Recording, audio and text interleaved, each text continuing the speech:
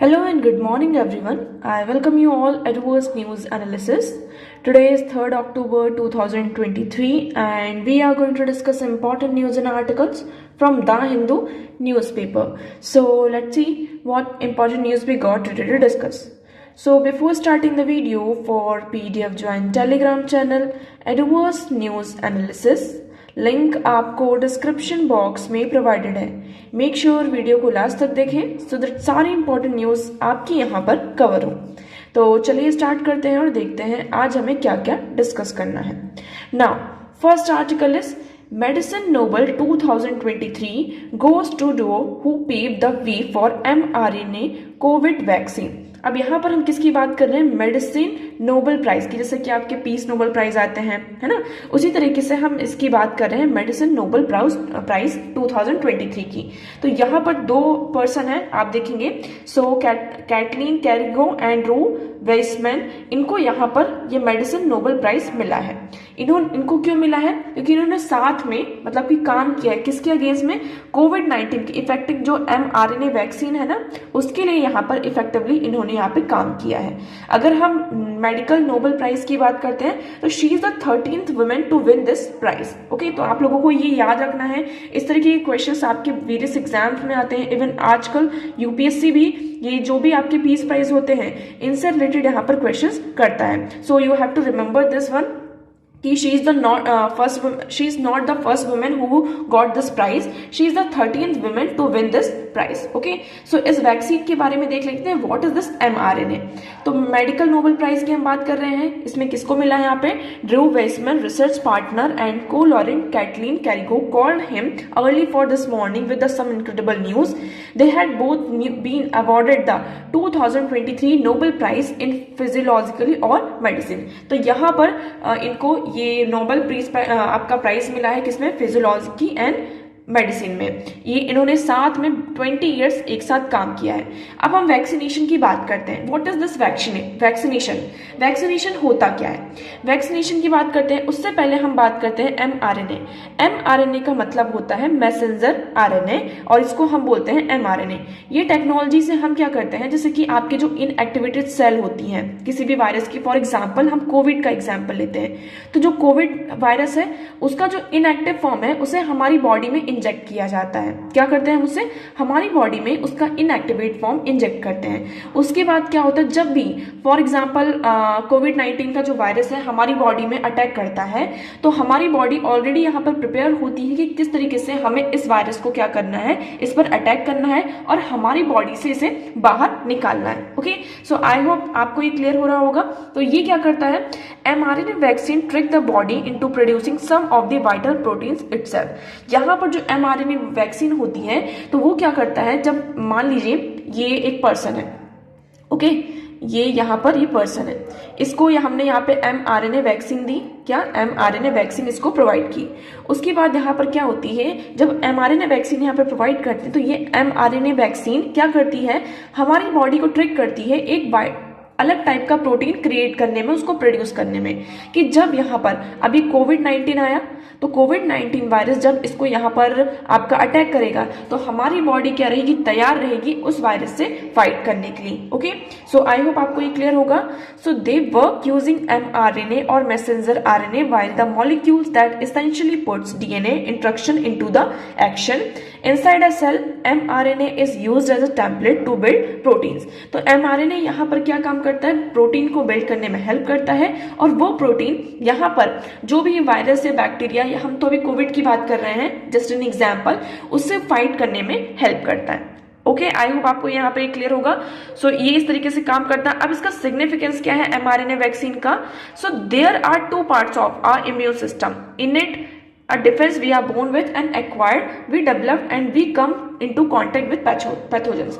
अगर हमारे immune system की हम बात करते हैं उसमें टू पार्ट्स होते हैं. एक होता है इनेट और दूसरा होता है acquired.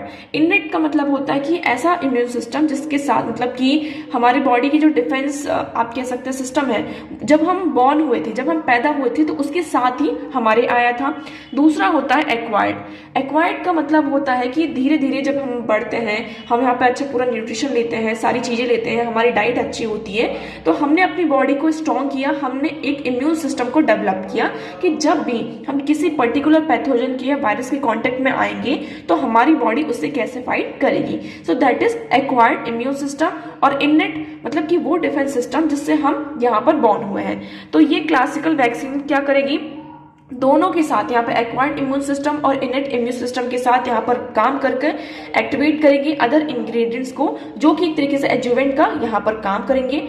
Interestingly mRNA in vaccine could also trigger the innate immune system, providing a extra layer of defence without the need to add adjuvants.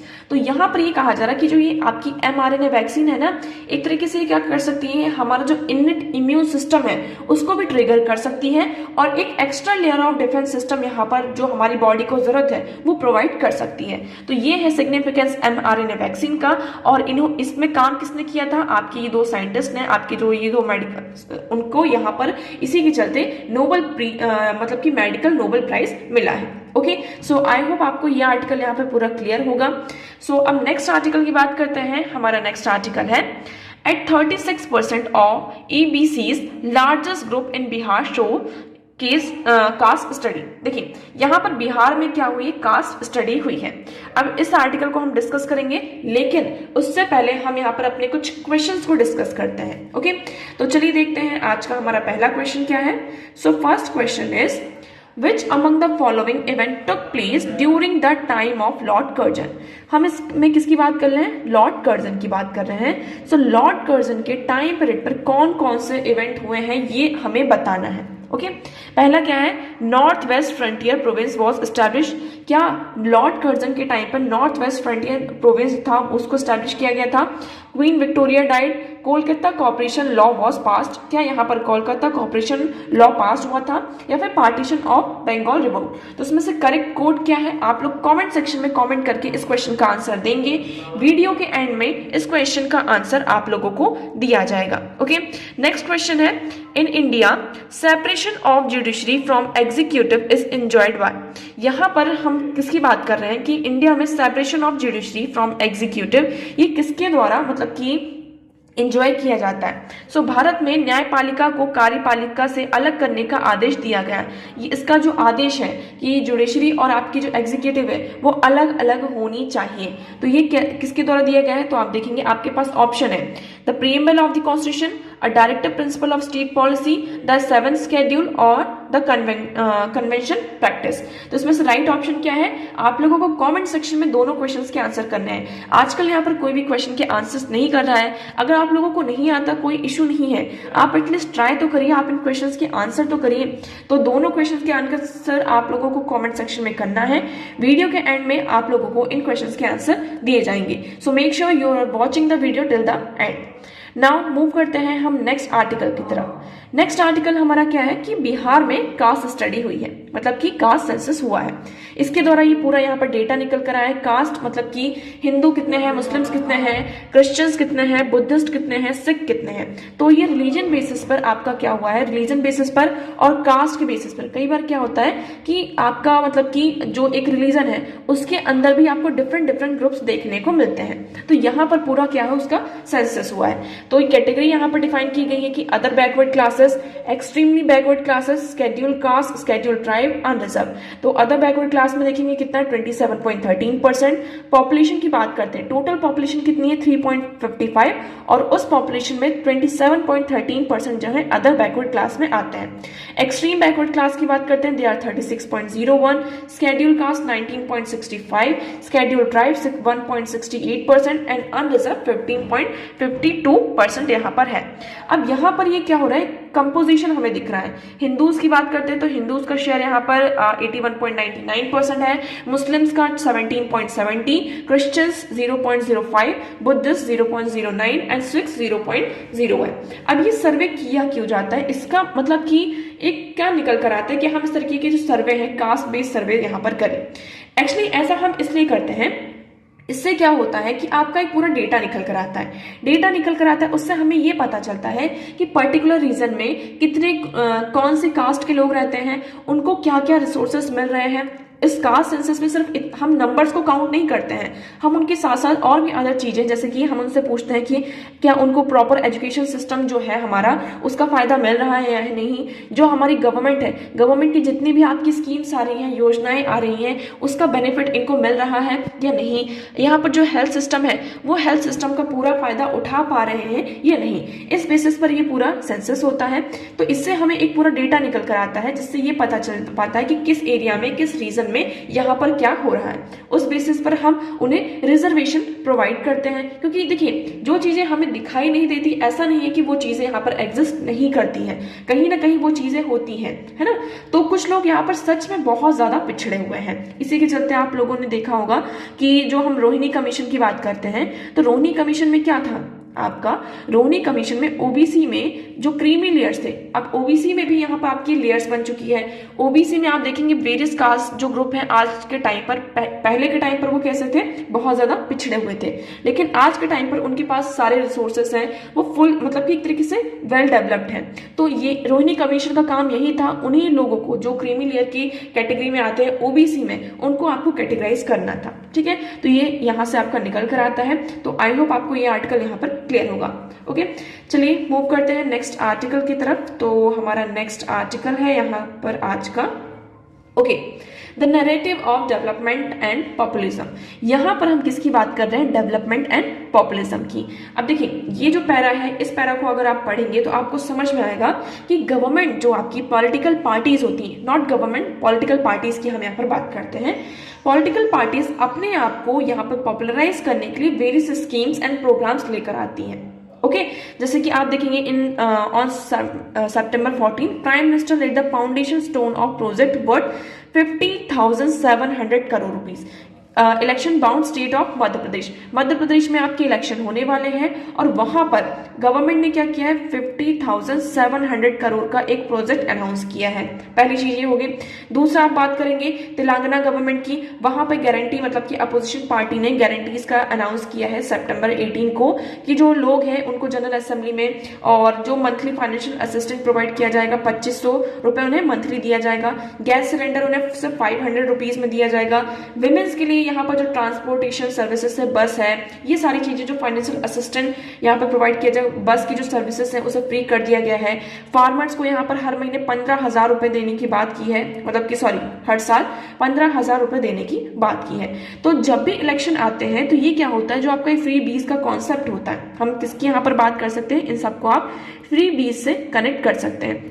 Free बीज क्या होता है, मतलब कोई भी जब इलेक्शन आता है तो गवर्नमेंट यहाँ पर बहुत सारी स्कीम्स अनाउंस कर देते हैं। बहुत सारी स्कीम्स को अनाउंस करने के साथ साथ ये कहते हैं कि हम आपको 200 रुपए देंगे, हम आपको 500 रुपए देंगे, आपका इलेक्ट्रिसिटी जो बिल है उसको माफ कर देंगे, फार्मर्स का जो यहाँ पर लोन है उसे माफ कर दिया जाएगा। तो जब भी इलेक्शन आते हैं, इलेक्शन के साथ साथ गवर्नमेंट ऐसी स्कीम्स अनाउंस करती रहती है। तो पहली चीज हो जाती है कि आप दो तरीके की ये चीजें हो जाती हैं। पहला जो पॉपुलिज्म होता है कि आप फ्री बीज के कॉन्सेप्ट से, मतलब कि हम जो आपके माफ कर रहे हैं, कि आप इलेक्ट्रिसिटी का बिल पास कर रहे हैं, ठीक है, उनको फ्री प्रोवाइड कर रहे हैं, हम उन्हें फार्मर्स को 15,000 रुपए मंथली मतलब कि एनुअली दे रहे हैं, फाइनेंशियल असिस्टेंट प्रोवाइड कर रहे हैं। तो पहला कॉन्सेप्ट ये फ्री बीज का आता है। सेकेंड, हम क्या करते हैं, यहाँ पर डेवलपमेंट प्रोजेक्ट में इन्वेस्ट करते हैं। क्या करते हैं, गवर्नमेंट आपकी दूसरे तरीके से ये दिखाती है कि हमने यहाँ पर डेवलपमेंट किया, हमने रोड बनवाए, हमने रेलवेज बनवाए, हमने एयरवेज बनवाए, ओके, एयरपोर्ट्स का यहाँ पे कंस्ट्रक्शन किया। तो ये दो तरीके से होता है, लेकिन दोनों तरीके में आपको ये याद रखना होगा कि क्या होता है, आपका पैसा जाता है, क्या जाता है, आपका यहाँ पर मनी आपका यहाँ पर जाता है। अभी पैसा कहाँ से आ रहा है, टैक्स, ठीक है। लेकिन कई बार क्या होता है, टैक्स से इतना पैसा जनरेट नहीं हो पाता, इतना रेवेन्यू जनरेट नहीं हो पाता, जिसके साथ मतलब कि जिसको हम यूज करके जो भी हम यहाँ पे स्कीम और डेवलपमेंट प्रोजेक्ट्स अनाउंस करते हैं उसे पूरा कर पाए, फुलफिल कर पाए। फिर क्या होता है, यहाँ पर हम लोन लेते हैं। गवर्नमेंट क्या करती है, आपकी लोन लेती है। इसी के चलते आपका क्या होता है, जो डेट होता है वो बढ़ता जाता है। डेट बढ़ता गया, यहाँ पर डेफिसिट होता है, फाइनेंशियल डेफिसिट हमें देखने को मिलता है और कंट्री कहीं ना कहीं यहाँ पे इकोनॉमिक क्राइसिस में जाती है। अब देखिए ये कहा जा रहा है, जैसे कि हम डेवलपमेंट की बात करते हैं तो डेवलपमेंट करना is not a bad idea, development हमें करना चाहिए, लेकिन किस रीजन में कैसा डेवलपमेंट करना चाहिए इस पर भी हमें ध्यान रखना होगा। सो आप देखिए second, mechanism of financing mega infrastructure are often on the assumption of execution revenue accrual from the multiple effect and flatten cost without any time and cost run overrun। यहाँ पर क्या होता है, जो फिजिकल बर्डन हमारा बढ़ता है, government का फिजिकल बर्डन कैसे बढ़ता है कि हमने बात कर दी कि हम जैसे हिमाचल प्रदेश में आप सभी को पता है कि वो हिली एरिया है ना, हिली रीजन है, वहां पर हमने अगर कंस्ट्रक्शन किया, रोड बनवाए, बहुत अच्छा पूरा डेवलपमेंट किया, लेकिन आप लोगों को पता है कि वो हिली एरिया है, वहां पर लैंडस्लाइड्स होती रहती है। इवन 2023 में आप देखेंगे टोटल 41 लैंडस्लाइड्स हुए हैं, 29 यहाँ पे फ्लैश फ्लड्स हमें देखने को मिले हैं और क्राउड ब्रस्ट हुआ है। तो जितना आपने यहाँ पे डेवलपमेंट में नहीं लगाया उतना आपको वहां पर उसका जो इम्पैक्ट है डेवलपमेंट के कारण, जो रोड आपने बनाई है उसके कारण यहाँ पर जो हिल एरिया ट्रिगर हुआ है, वहां पर जो आपके केसेस क्लाइमेटीज आपको फेस करनी पड़े, डिजास्टर्स आपको फेस करने पड़ रहे, उसमें खर्च करना पड़ गया। अब आप उसको क्या करेंगे, रिकंस्ट्रक्ट करेंगे। तो ये जो केस है आपका डेवलपमेंट का, सो देखिए, so but Himachal Pradesh is an active participant in the race of development through the construction of several highways road connecting various tourist location. Uttarakhand facing a big disaster in 2013।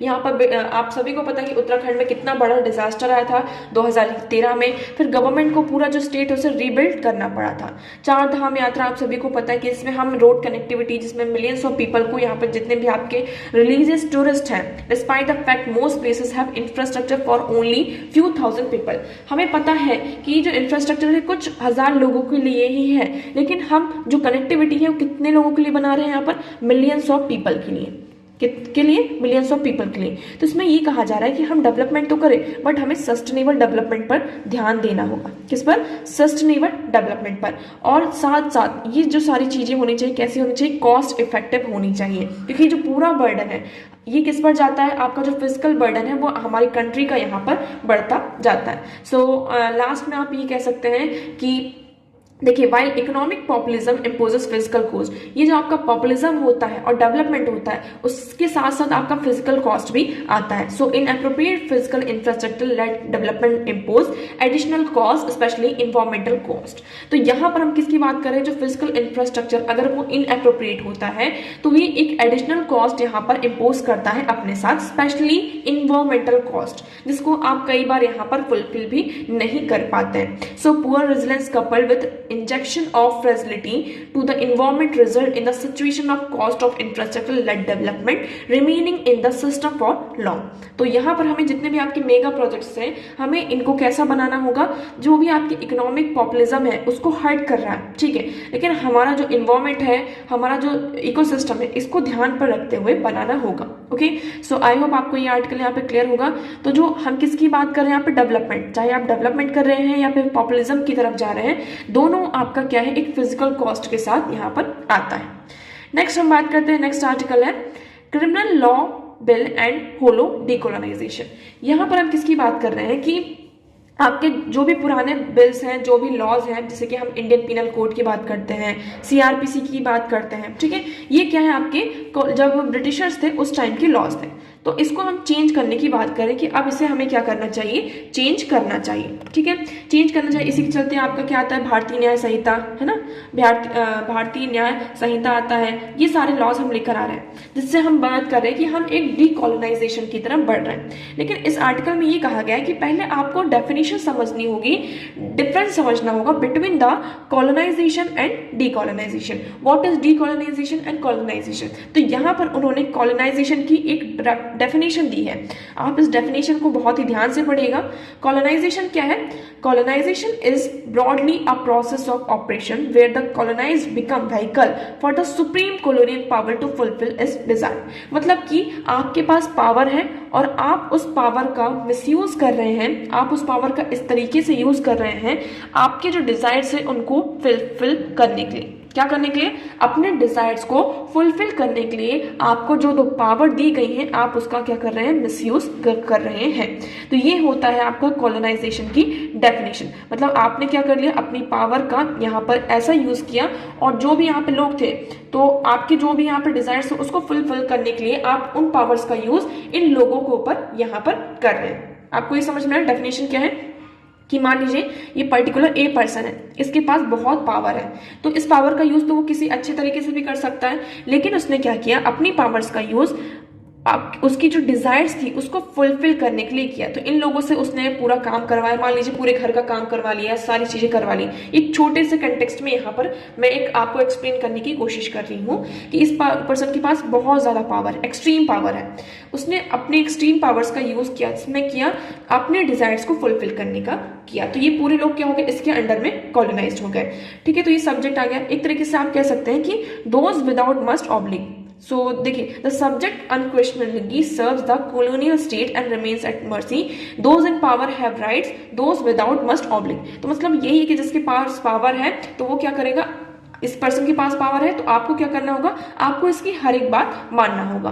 तो ये क्या हुआ, आपकी कोलोनाइजेशन की डेफिनेशन हो गई। लेकिन जो हमारे जितने भी आपके इंडियन पीनल कोड्स आपके अभी जो भारतीय न्याय संहिता में चेंज किए जा रहे हैं, रिप्लेस कर रहे हैं, तो इसमें हमारी गवर्नमेंट का मेन मोटिव क्या होना चाहिए, आपके सिटीजन्स को वो क्या हो, अकाउंटेबल हो, ना कि वो अपनी पावर का मिसयूज करें। लेकिन आपके जो ये बिल आ रहे हैं, अगर आप इसको पूरा स्क्रूटनी करेंगे, इसको देखेंगे, इसकी स्टडी करेंगे, तो आपको ये समझ में आएगा कि यहाँ पर गवर्नमेंट का ऐसा कोई भी हमें नेचर दिखाई नहीं दे रहा। इवन उन्होंने बहुत सारे आप डेफिनेशन देखेंगे उसको और ज्यादा वेग कर दिया है, जिसका कई बार हम मिसयूज भी इवन फ्यूचर में मिसयूज किया जा सकता है। So on board constitutionally aspect देखा जाए, डीकोलोनाइज्ड और post colonial law then would necessarily need to reflect the changed relationship between the citizen and the state. तो यहाँ पर जब हम डीकोलोनाइज पोस्ट कॉलोनियल लॉ की बात कर रहे हैं, डीकोलोनाइजेशन की बात कर रहे हैं, तो इसमें हमें क्या दिखना चाहिए, एक रिलेशन दिखना चाहिए स्टेट और सिटीजन के बिटवीन में। लेकिन यहाँ पर हमें ऐसा कोई भी शिफ्ट देखने को नहीं मिल रहा है। जो भी आपकी लॉ मेकिंग प्रोसेस है और जो पर्पस होना चाहिए लॉज का, उसमें कोई भी चेंजेस देखने को नहीं मिल रहा है। इवन वो और ज्यादा कैसे होते जा रहे हैं, आपके हार्श होते जा रहे हैं। ठीक है, तो पूरा देखिए, इन शॉर्ट आपका पूरा यही आर्टिकल है, जैसे कि आप देखेंगे the almost all propose changes in BNS, भारतीय नागरिक संहिता में जो भी आपके प्रोविजंस है आप देखेंगे, crime, false information, jeopardise sovereignty act, endangering sovereignty, terrorist act are overbroad and constitutionally suspect is not just the result of poor drafting. तो ये कितने ज्यादा आपके ओवरबोर्ड यहाँ पे किए गए हैं, है ना। तो एक तरीके से ये जो लॉज है और ज्यादा इनको हार्श बनाया गया है। सो इन पर्सपेक्टिव आप देखेंगे, the narrative of decolonisation surrounding the bill must not seen in isolation from the development in other area of criminal law that are contemporaneously pushing us back into colonial ways and outcomes of law making। तो एक तरीके से ये जो bill आया है आपका, अभी ये बिल है, पूरा एक्ट नहीं बना है, ये आपकी पार्लियामेंट स्टैंडिंग कमेटी के पास गया है फॉर द स्क्रूटिनी। अब इसकी स्क्रूटिनी चल रही है, इसमें पूरी जांच पड़ताल चल रही है, उसके बाद ये एक्ट बनेगा। तो इसमें एक तरीके से यही पुश कर रहा है कि जो भी आपके बिल आ रहे हैं, एक तरीके से फिर से हमें कॉलोनाइजेशन की तरफ, जो भी कॉलोनियल वेज थे उसकी तरफ यहाँ पर पुश कर रहा है। Okay, so it give effect to record relationship between the state and citizen. It honors and centers the citizenry, but hidden behind the rhetoric and decolonization of the criminal law bills lay exaggeration anxiety of colonial power। तो एक तरीके से हम यहाँ पे citizens को name change करके एक तरीके से ये बताया जा रहा है कि हमारे जो रिलेशनशिप है उसको हम रीऑर्डर कर रहे हैं, बट इन रियलिटी आप देखेंगे एक तरीके से हम क्या कर रहे हैं, जो कॉलोनियल पावर है उसको हम फिर से लेकर आ रहे हैं। Okay, so I hope this article is clear. Next one is gold rush. तो आपके यहाँ पे एशियन गेम चल रहे हैं और अब तक ये कहा जा रहा है कि India comfortably moved past the 50 medal mark. यहाँ पर अब तक हम यहाँ पर जो भी आपके हमारा जो मेडल्स हैं, हमारे जो इंडिया की अब तक की परफॉर्मेंस रही है वर्ल्ड स्टेज में, वो इम्प्रूव हो रही है। पहले हमारी जो मतलब कि आपकी ये एशियन गेम चल रहा है, ठीक है, कौन से आशियान यहाँ पर गेम्स चल रहे हैं, और ये 2022 का, कि ये डिले हो चुका है क्योंकि कोविड आ गया था, तो कोविड के कारण ये एक साल यहाँ पर डिले हो रहा है। तो पहले जो इंडिया की मतलब की पोजीशन थी इन स्पोर्ट्स, अब वर्ल्ड स्टेज में धीरे धीरे क्या हो रही है, इंडिया की जो परफॉर्मेंस है वो यहाँ पर इम्प्रूव हो रही है। हम यहाँ पर 50 मेडल मार्क की तरफ यहाँ पर आगे बढ़ चुके हैं। हमने बहुत सारे गोल्ड मेडल्स यहाँ पर जीते हैं, आपके सिल्वर मेडल्स हैं और ब्रॉन्ज भी यहाँ पर है, जिसको इंडिया ने यहाँ पे जो भी आपके एथलीट्स है, स्पोर्ट्स पर्सन है, उन्होंने जीता है। ओके, तो अभी सिर्फ इतना ही, अभी ये पूरा चल रहा है। एट द एंड यहाँ पर आपको पूरी जो रिपोर्ट है वो यहाँ पर सबमिट की जाएगी। नेक्स्ट मूव करते हैं। So next article is building brisk for the future. यहाँ पर हम किसकी बात कर रहे हैं? ब्रिस्क की। ये बहुत ही अच्छा आर्टिकल है, आप इसको ध्यान से पढ़िएगा, आपको समझ में आएगा। अब देखिए ब्रिस्क का क्या हो रहा है, एक्सपेंशन हो रहा है। अभी जो हाल ही फिलहाल अगस्त में आपकी ब्रिस्क की समिट हुई थी, उसमें यहाँ पर 6 न्यू मेंबर्स को ऐड किया गया। कौन कौन से वो 6 न्यू मेंबर्स हैं, आप लोग कमेंट सेक्शन में कमेंट करके बताएंगे कि कौन से न्यू मेंबर्स को यहाँ पर ऐड किया गया है ब्रिस्क के आपकी जो इस साल की समिट हुई है। ठीक है, अब पहले कितने थे? यहाँ पर 5 थे, अभी बढ़कर कितने हो चुके हैं? टोटल 11 हो चुके हैं। ब्रिस्क की बात करते हैं, इसमें कौन कौन सी कंट्री हैं? Brazil, Russia, India, China and south Africa. 6 और इसमें ऐड हो चुके हैं, टोटल यहाँ पर 11 हो चुके हैं। आप कमेंट सेक्शन में कमेंट करके बताएंगे कौन सी वो अब 6 कंट्रीज है जिसको अब इन्होंने अभी ब्रिस्क में ऐड किया गया है। अब देखिए इसमें यहाँ पर ब्रिस्क आपका आया क्यों था? जो ब्रिस्क आपका आया था फॉर द, हम बात करते हैं इकोनॉमिक कंपल्शन के थ्रू कि जितने भी यहाँ पर कंट्रीज हैं वो आएंगी, इकोनॉमिकली यहाँ पर आगे बढ़ेंगी। तो इसमें कुछ बातें कही गई हैं कि ब्रिस्क की अगर हम बात करते हैं, so we need to look at a BRICS from the perspective is of how it has evolve rather than the result of one meeting. हम यहाँ पर वन मीटिंग से नहीं, हम ब्रिस्क कैसे यहाँ पर इवॉल्व हुआ है उसके बारे में देखेंगे। सबसे पहले हम देखते हैं जो ब्रिस्क की आपकी जीडीपी है, ब्रिस्क नेशन में जितने भी ब्रिस्क के आपके नेशन है उनमें आप उनका जीडीपी देखिए, नेशंस का जीडीपी, और G7 और आपका जो हम बात करते हैं किसकी, G7 की हम बात करते हैं जिसमें आपके कौन कौन सी कंट्रीज है? Canada, France, Germany, Italy, Japan, UK and USA. इनको अगर आप पोज करेंगे तो दोनों एक दूसरे के सामने आते हैं, है ना, और इन दोनों की जो नेशन की जो जीडीपी है एक दूसरे को वो क्या कर रही है यहाँ पर काउंट कर रही है। तो देखिए the GDP of brisk is now 36% of global GDP and the population of its member will be 47% of the world population bye 2050।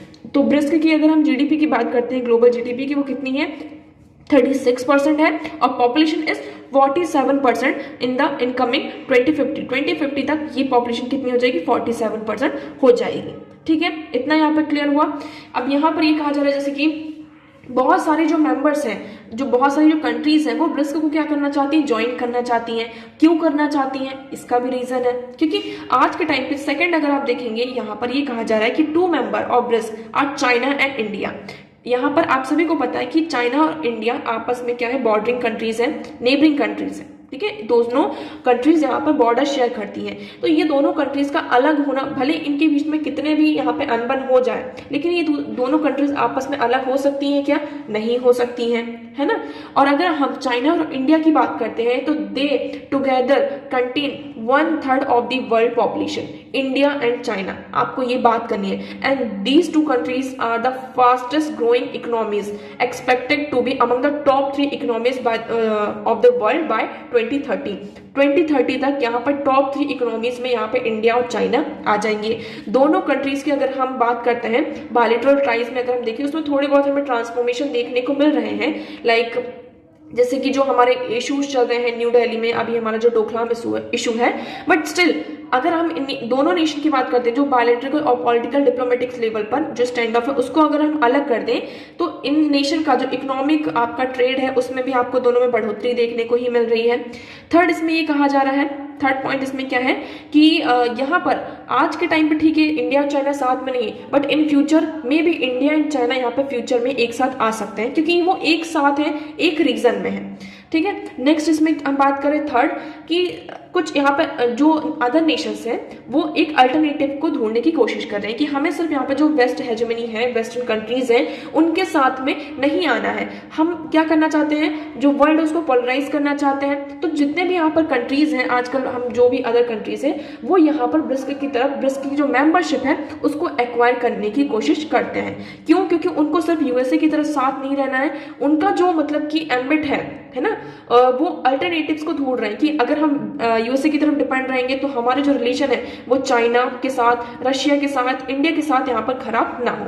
तो यहाँ पर क्या किया जा रहा है, अल्टरनेटिव्स को भी ढूंढा जा रहा है। So there has been some polarisation between the USA and the other part of the world. तो एक तरीके से चाइना यहाँ पर बहुत अच्छे से एक फ्रेम पोज कर रहा है। बहुत सारी कंट्रीज ये चाहती हैं कि हमारे जो रिलेशन है चाइना और यूएसए दोनों के साथ क्या हो यहाँ पर अच्छे हों।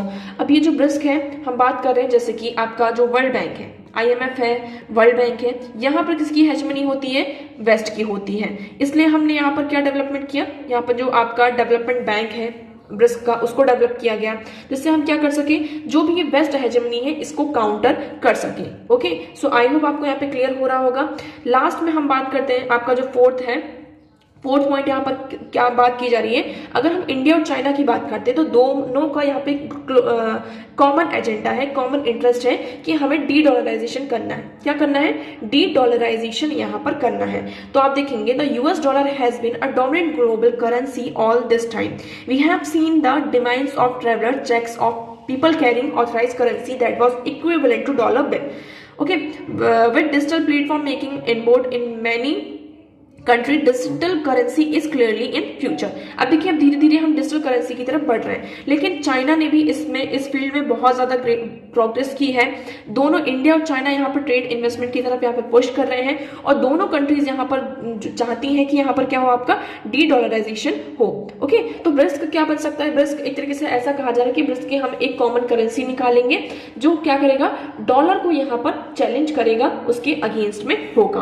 तो इससे देखिए फायदे भी है, नुकसान भी। पहले हम जो भी आपके इसके एजेंडास निकल कर आते हैं उसके बात करते हैं।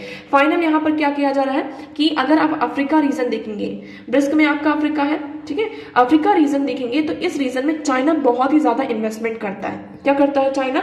बहुत ही ज्यादा लेवल पर, मतलब कि एक ह्यूज लेवल पर यहाँ पर इन्वेस्टमेंट करता है और अफ्रीका में यहाँ पर इन्वॉल्व रहता है। इसी के चलते आप लोगों ने देखा होगा कि जो अफ्रीका अपना चाइना यहाँ पर जो अपना पोजीशन एस्टैब्लिश करना चाहता है, इसी के चलते G20 में हमने पूरे अफ्रीकन यूनियन में उसकी मेंबरशिप को यहाँ पर दिलवाया है, ताकि जो ये अफ्रीका है ये थोड़ा सा यहाँ पर डाइवर्स रहे। ओके, सो आई होप आपको ये आर्टिकल यहाँ पे क्लियर होगा। इस आर्टिकल में यही सारी चीजें डिस्कस की गई हैं। अब इंडिया के लिए क्या चैलेंज होगा, आप पहली चीज देखेंगे, अगर ब्रिक्स का यहाँ पे एक्सपेंशन होता है, ब्रिक्स आगे बढ़ता है, तो इंडिया के लिए थोड़ा सा थ्रेड रहेगा, क्योंकि इसमें चाइना भी है आपका, ठीक है।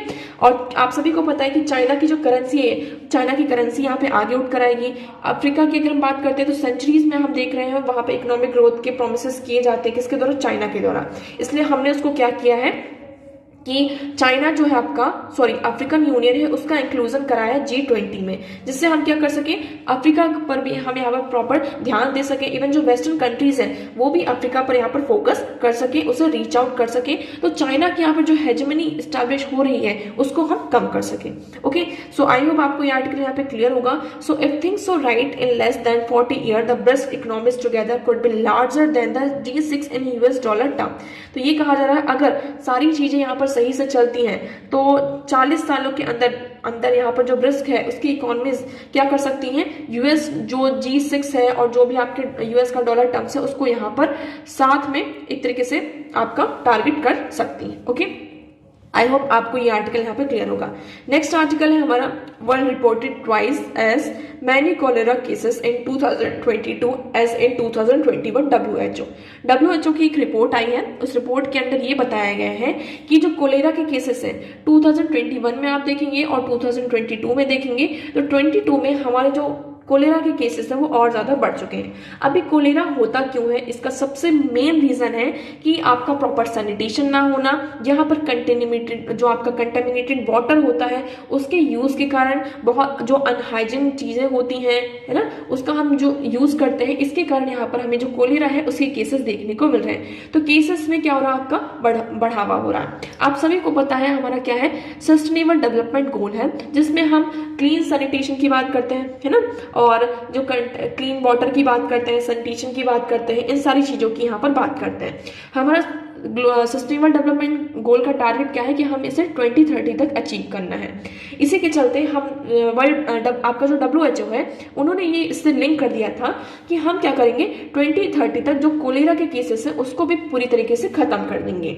ओके, लेकिन अभी हमें क्या दिखाई दे रहा है कि जो कोलेरा के केसेस है उसमें और ज्यादा राइज दिखाई दे रहा है। सो कोलेरा क्या है, आपका एक water borne disease cause by 2 strains. आपको ये 2 स्ट्रेन्स के नाम याद रखने हैं, O1 and O139 of these bacteria Vibrio cholera. तो यहाँ पर विब्रियो कोलेरा नाम के जो दो बैक्टीरिया होते हैं उसके दो स्ट्रेन O1 एंड O139 के केसेस हमें देखने को मिल रहे हैं। ज्यादातर जो हमें केसेस है वो O1 के देखने को मिल रहे हैं, ना कि O139 के। तो O139 के हमें कुछ रेयर केसेस ही दिखाई दिए हैं एशिया में।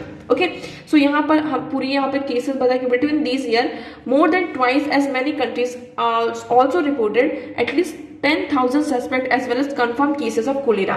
तो यहाँ पर हमें जो केसेस है वो डबल दिखाई दे रही है। ऐसा भी नहीं कि सब कुछ ही केसेस बड़े हों, यहाँ पर 10,000 लोग सस्पेक्ट हुए हैं और कुछ कंफर्म केसेस भी कोलेरा के हैं। अब ये आपका क्या है, इस डिसीज के कारण आपकी जान भी जाती है, आपको ये याद रखना है। Okay, so cholera transmission is closely linked to inadequate access to clean water sanitation facilities. Cholera आपका कैसे ट्रांसमिट होता है कि आपके पास क्लीन वाटर का एक्सेस नहीं है और सैनिटेशन फैसिलिटीज यहाँ पर नहीं है। Okay, so Vibrio cholera bacteria also favour warmer water with lower salinity. आपका जो ये बैक्टीरिया है, कोलेरा का जो बैक्टीरिया है वो किसको फेवर करता है कि वाटर थोड़ा सा गर्म है और सैलिनिटी कम है, तो उस पर भी बैक्टीरिया यहाँ पर क्या होता है आपका अच्छे से ग्रो करता है। सो इसी के कारण आप देखेंगे जो आपकी फ्लड के केसेस आ रहे हैं, हीट वेव्स, मॉनसूनल रेन्स यहाँ पर जो हो रहे हैं, स्टॉर्म्स हो रहे हैं, जो वार्म पीरियड का ड्यूरेशन है, मतलब कि गर्मी का जो टाइम है, टेम्परेचर का टाइम है वो इंक्रीज हो रहा है वॉर के कारण। तो ये सारी चीजें भी क्या हो रही है, लिंक है आपकी कोलेरा के केसेस से। तो ये सारे रीजंस बन रहे हैं जिसके कारण जो केसेस हैं आपके वो और ज्यादा इंक्रीज हो रहे हैं। स्पेशली हम बात करते हैं जो रिसोर्सफुल रिच कंट्रीज है, अफ्रीका में यहाँ पर बात करेंगे, सबसे ज्यादा केसेस है हमें अफ्रीका और एशिया रीजन में यहाँ पर देखने को मिलेंगे। So according to the report most cholera cases continue to be reported from Africa and Asia with Europe accounting for few imported cases. तो यूरोप में तो हमें कम केसेस दिख रहे हैं, बट अफ्रीका और एशिया में ये केसेस हमें ज्यादा दिखाई दे रहे हैं। ओके, सो एक बार कोलेरा के बारे में हम देख लेते हैं। सो कोलेरा यहाँ पे इसके दो ग्रुप्स होते हैं, O1 एंड O139। ये type of Vibrio cholera bacteria के द्वारा यहाँ पर प्रोड्यूस किए जाते हैं, ठीक है, जिसके कारण आपको कोलेरा केस यहाँ पर होता है। ये क्या आपकी एक लाइफ थ्रेटनिंग इन्फेक्शियस डिसीज है और पब्लिक हेल्थ हजार्ड है, ये आपका फैलता है, ठीक है। आप किसी कोलेरा डिसीज से यहाँ पर कोई डायग्नोस्ड पर्सन है, आप उसके कांटेक्ट में आते हैं तो ये डिसीज आपको भी हो सकता है।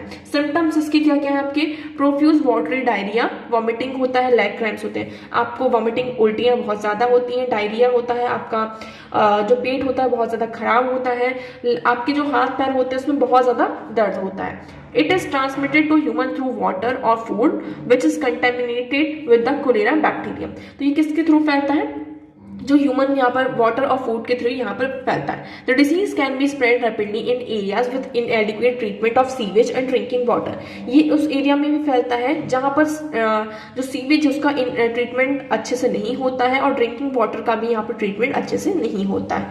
ओके, सो प्रिवेंशन कैसे कर सकते हैं हम इसका, the multifaceted approach is to key to control cholera and to reduce death. Combination of surveillance, water, sanitation and hygiene, social mobilisation, treatment, oral cholera vaccine are use. यहाँ पर ये सारी चीजों का यूज करके, हाइजीन, सैनिटेशन का use करके, proper surveillance के थ्रू हम यहाँ पर इस केस को कम कर सकते हैं। तो ये आप चार्ट देख सकते हैं कि पहले यहाँ पर 1989 में कैसे केसेस थे, फिर 2005 में यहाँ पे कुछ कम हुए हैं, 2022 में ये जो केसेस हैं 4.72 लाख यहाँ पर हो चुके हैं। ओके, कंट्री वाइज आप देखेंगे यहाँ पर WHO की यहाँ पे पूरी रिपोर्ट आई है। अफ्रीका में ये आपको, एशिया एंड अफ्रीका में आपको सबसे ज्यादा यहाँ पे केसेस देखने को मिल रहे होंगे, यूरोप में आपके सबसे कम है। ये 20 ये वाला फेस आप देखिए, तो इसमें आपको देखिए एशिया में सबसे ज्यादा है, अफ्रीका में यहाँ पे थोड़े से ही केसेस रिपोर्ट हुए हैं। ओके, अफ्रीका में भी इतने हमें कम केसेस यहाँ पर दिखाई दिए हैं। वर्ल्ड में आप देखेंगे तो टोटल वर्ल्ड में थाईलैंड में 1, Pakistan 43, Iraq 25, Kenya, DR Congo, Cameroon, Nigeria में हमें 597 यहाँ पे केसेस यहाँ पर हमें दिखाई दिए हैं और कुछ केसेस हमें यूरोप में भी दिखाई दिए। सो ये कोलेरा के केसेस आपको यहाँ पर, आई होप आपको ये आर्टिकल पूरा क्लियर होगा। नेक्स्ट मूव करते हैं। सो हमारा नेक्स्ट आर्टिकल है, यहाँ पर बात की जा रही है counting death in India prison. आपके जो इंडिया की जेल से वहां पर आपकी डेथ हो रही है। डेथ दो तरीके से होती है, एक होती है आपकी नेचुरल डेथ, और दूसरी होती है हमारी अननेचुरल डेथ। नेचुरल डेथ मतलब कि जैसे कि आपको कोई बीमारी है, आप बीमारी से या फिर एजिंग के कारण आप बूढ़े हो चुके हैं, उस कारण आपकी यहाँ पर डेथ हो रही है। अननेचुरल डेथ मतलब कि फ्लड आ रहा है, कोई डिजास्टर के कारण आपको डेथ हो गई, या फिर आपने सुसाइड कर लिया है, आपने पॉइजन का यूज किया, आपने किसी भी मतलब कि अननेचुरल तरीके से आपने क्या किया, यहाँ पर आपने आपको मार लिया हो, तो वो आपका अननेचुरल डेथ की कैटेगरी में आता है। अब हम बात कर रहे हैं किसमें, इंडियन प्रिजन्स की। सो अगस्त में यहाँ पर सुप्रीम कोर्ट कमेटी के द्वारा प्रिजन्स रिफॉर्म सुसाइड के यहाँ पे बहुत सारे अननेचुरल डेथ के केसेस यहाँ पर देखने को मिल रहे हैं। इसी के चलते अननेचुरल डेथ को यहाँ पर क्या क्या इंक्लूड है आपका, due to hanging, poisoning, self infected injury, drug overdose, electroinduction, etc. Death due to inmate assault by outside elements, fire, negligence, or accidental death such as natural calamities, earthquake, snake bite, drowning, accidental fall, burn, injury, drug, alcohol consumption. तो इन सब के कारण जो death होती है उसको हम unnatural category में रखते हैं। अब जो यहाँ पर प्रिजन्स में डेथ हो रही है, इसमें थोड़ी प्रॉब्लम आ रही है कि हम वो डेथ को किस में रखें, अननेचुरल डेथ में रखें, यहाँ पर नेचुरल डेथ में रखें। एग्जाम्पल दिया गया है कि किसी पर्सन को यहाँ पे बीमारी है, ठीक है, कोई बीमारी, कोई इलनेस है, तो उसको यहाँ पर उस इलनेस का प्रॉपर मेडिकेशन नहीं मिल पाया, उसका ट्रीटमेंट नहीं हो पाया, जिसके कारण यहाँ पर उसकी डेथ हो गई। अब देखिए, एक तो उसको बीमारी थी, दूसरो यहाँ पर जो भी मतलब कि मेडिकेशन था, ट्रीटमेंट था, वो नहीं मिल पाया। अब उस पर्सन की तो यहाँ पर डेथ हो गई। अब इसमें इसको हम नेचुरल डेथ की कैटेगरी में रखें या फिर अननेचुरल डेथ की कैटेगरी में रखें, ये थोड़ा सा प्रॉब्लम आ रहा है। लेकिन हमें बहुत सारे जो केसेस हैं, हमें ये देखने को मिलते हैं कि जो बहुत सारी कस्टोडियल डेथ यहाँ पर देखने को मिलती है, जिसके कारण हमें, और जो भी यहाँ पर हम बात करते हैं सैंक्शंस किया जाता है, जो भी आपका फाइनेंस होता है, फंड आपकी इनमेंट्स के लिए, वो यहाँ पर उनको प्रॉपर यहाँ पर नहीं दिया जाता है, उन पर पूरा स्पेंड नहीं किया जाता है। तो बहुत सारी जो अननेचुरल डेथ्स हैं प्रिजन्स में हमें इंसल्ट देखने को मिल रही हैं, लेकिन उन्हें नेचुरल कॉज बताकर सामने रखा जाता है। केसेस आपके सामने आते हैं, जैसे कि कस्टोडियल रेप डेथ केस आते हैं, तो कोड ऑफ क्रिमिनल प्रोसीजर में भी यहाँ पर कंपल्सरी जुडिशियल मजिस्ट्रेशन इंक्वायरी को प्लेस किया गया है, एग्जीक्यूटिव मजिस्ट्रेशन इंक्वायरी को। लेकिन अभी यहाँ पर जो नेशनल ह्यूमन राइट कमीशन इन 2012 है, उन्होंने इसके जो कुछ लीगल रिक्वायरमेंट्स है उसको कम कर दिया। जैसे कि जो जुडिशियल मजिस्ट्रेट है आपका, वो मैंडेटरी यहाँ पर नहीं है। There is a no suspect, मतलब कि अगर आपका कोई सस्पिशियस नहीं है कि ये काम किसने किया है, तो इसके तहत में आपको ही कोई मैंडेटरी नहीं कि आप जुडिशियल मजिस्ट्रेट के पास यहाँ पर लीगल रिक्वायरमेंट के लिए जाए। तो गवर्नमेंट ने अब तक यहाँ पर क्या किया है उसके बारे में बात करते हैं। तो गवर्नमेंट ने सो फार Supreme Court in 1996 judgment articulated the social obligation towards the prisoners health prisoners health. तो यहाँ पे 1996 की जजमेंट में सुप्रीम कोर्ट ने क्या किया था कि आपकी ये सोशल ऑब्लिगेशन है प्रिजनर्स की हेल्थ, तो उन्हें डबल हैंडीकैप से सफर ना किया जाए। मतलब कि वो ऑलरेडी, पहले बात तो वो प्रिजनर्स हैं, आपके जेल में बंद हैं, उसके साथ साथ अगर उनको कोई बीमारी है तो वो डबल हैंडीकैप्ड हो रहे हैं, है ना। तो उनको इंश्योर कराना होगा कि जितनी भी मेडिकल एक्सपर्टीज है वो उसको क्या कर पाए, जैसे कि हमारे नॉर्मल सिटीजन्स होते हैं, फ्री सिटीजन्स होते हैं, वो उन एक्सपर्टीज को एक्सेस कर पाते हैं, तो प्रिजनर्स भी उस चीज को यहाँ पर एक्सेस कर पाए। हमें ये चीज का ध्यान रखना होगा। सेकंड, इसमें ये कहा जा रहा है कि because the condition of incarceration inmate are exposed to more health hazard than free citizens। इसमें ये कहा जा रहा है आपके जो प्रिजनर्स होते हैं वो ज्यादा यहाँ पर हेल्थ हजार्ड से क्या होते हैं, आपके मीट करते हैं in comparison to other free citizens. तो ये हमें यहाँ पे एक मॉडल आया कि model prisoner manual of 2016 and the mental health care Act of 2017 outline the inmates' right to healthcare, which include adequate investment in healthcare facilities। तो यहाँ पर आपका मॉडल प्रिजनर मैन्यूल आता है 2016 और मेंटल हेल्थ केयर एक्ट 2017, जिसमें ये highlight किया गया है कि हमें क्या करना है, प्रॉपर इन्वेस्टमेंट करना है किसमें, हेल्थ केयर फैसिलिटीज में। यहाँ पर जो मेंटल हेल्थ यूनिट्स हैं उसको सेटअप करना होगा, ट्रेनिंग ऑफिसर्स प्रोवाइड करनी होंगी जो कि आपकी जो इमरजेंसी केयर है उसको फॉर्मुलेट कर सके, हम किस तरीके से जो सुसाइड के केसेस है उसको कम कर सके, इस तरीके के यहाँ पे कुछ प्रोग्राम्स लाने होंगे, लोगों को अवेयर कराना होगा। अब कई बार क्या होता है कि जो प्रिजनर्स ऑलरेडी यहाँ पे आपके जो फ्रेंड्स होते हैं, फैमिलीज होती है, उससे दूर होते हैं, ठीक है। तो हमें जैसे कि उन्हें हर एक चीज को अलाउ करना चाहिए, जैसे कि वो बुक पढ़ सकते हो, उनकी जो फीलिंग है आइसोलेशन की उसको हम रिड्यूस कर सकते हैं, जो भी आपकी पॉसिबिलिटी हार्मफुल एक्टिविटीज है उससे हम दूर कर सकते हैं। कैसे कर सकते हैं कि उनका एडुकेट नंबर ऑफ टेलीफोन्स उन्हें प्रोवाइड किया जाए, जिससे वो अपने फैमिली और फ्रेंड से बात कर सकें, है ना। उनको न्यूज़पेपर एक्सेस कराया जाए, उनको बुक्स रीडिंग कराया जाए, और भी बहुत सारे काम होते हैं जिसके थ्रू उनका जो आइसोलेशन है उसको हम कम कर सकते हैं।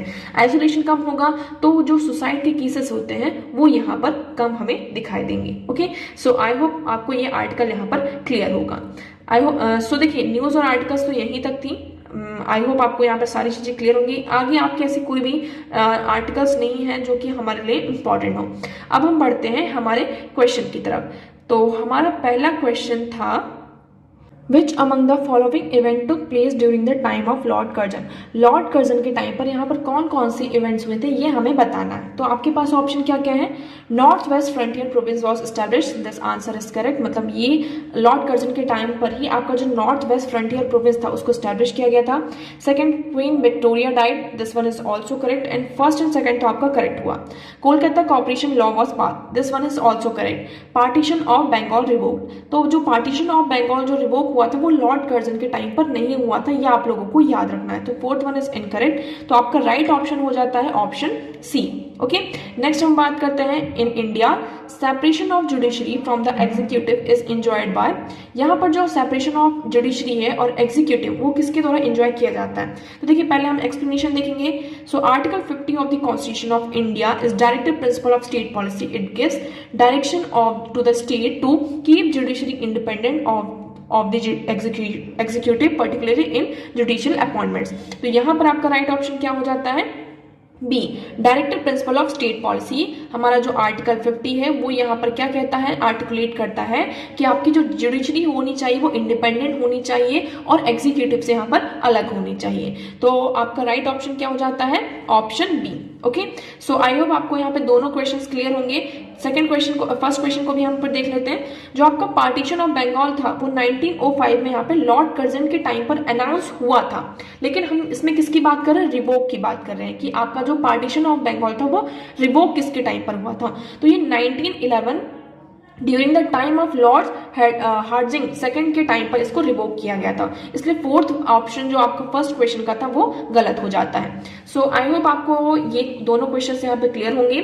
So that's for all today. I hope आपको सारी चीजें यहाँ पे क्लियर होंगी। अगर आपको कोई डाउट लगता है तो आप कमेंट सेक्शन में पूछ सकते हैं। वीडियो आज का कैसा लगा एक बार कमेंट सेक्शन में कमेंट करके जरूर बताइएगा। प्लीज वीडियो को लाइक करना, चैनल को सब्सक्राइब एंड शेयर करना ना भूलें। सो आज के लिए इतना ही। Thank you so much for discussion.